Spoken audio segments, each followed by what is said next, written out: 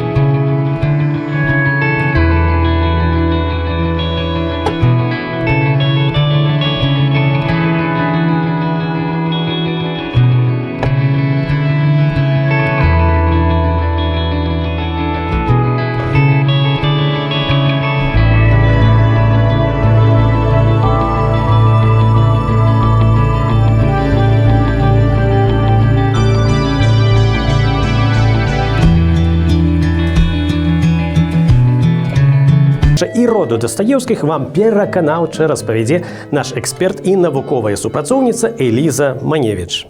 Род Дастаеўскіх пачынаецца ад баярына Данілы Івановича Ірцішчава, паводле іншых крыніцаў Арцішчевіча, якому 6 кастрычніка 1506 года быў падараваны маёнтак Дастояў у Парэцкай вобласці Пінскага ўезду. У даравальнай грамаце пінскага князя Фёдора Івановича Яраславіча гаворыцца пра перадачу на вечнае ўладанне свайму баярыну некалькіх дворышчаў у паселішчах Дастоеве, Палкоцічах, Зянковічах, Моладаве і Парэччы. Чальцы рода Дастаеўскіх служаць вялікаму княству і Рэчы Паспалітай, робяцца маршалкамі, суддзямі, прадстаўнікамі галоўнага трыбунала Вялікага княства Літоўскага. Вось адсюль усё і пачынаецца з далёкага 1506-го, калі Арцішчевічу аддалі Дастоева і нашчадкі баярына зрабіліся ўжо дастаеўскімі, ці то дастаеўскімі. У другой палове 17-го стагоддзя род перабіраецца ва ўкраіну, на Валынь. Але, відаць, Дастаеўскіх цягне, ўсё ж такі цягне на гістарычную радзіму, таму яны пераязджаюць у вёску Войтаўцы. Толькі, відаць, праз нейкую памылку не ў беларускія Войтаўцы, што на Гарадзеншчыне, а ва ўкраінскія, у Вінніцкай вобласці. Непасрэдна адтуль паходзіць бацька Фёдор Михайлович. Вы не памыліліся, гэта «Беларускі след», праграма пра нашых слынных суайчыннікаў. Заставайцеся з намі. Беларускі след. Вось, усе ведаюць злачынства і пакаранні, ідыёта, братоў Карамазавых. А ці ведалі вы, што Фёдор Михайлович Дастаеўскі беларус? То ведайце.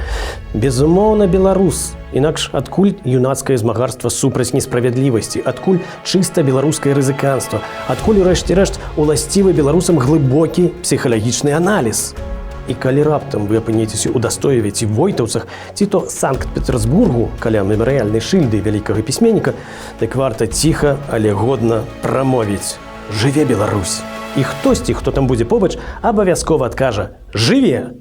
А можа і «Жыве вечна!»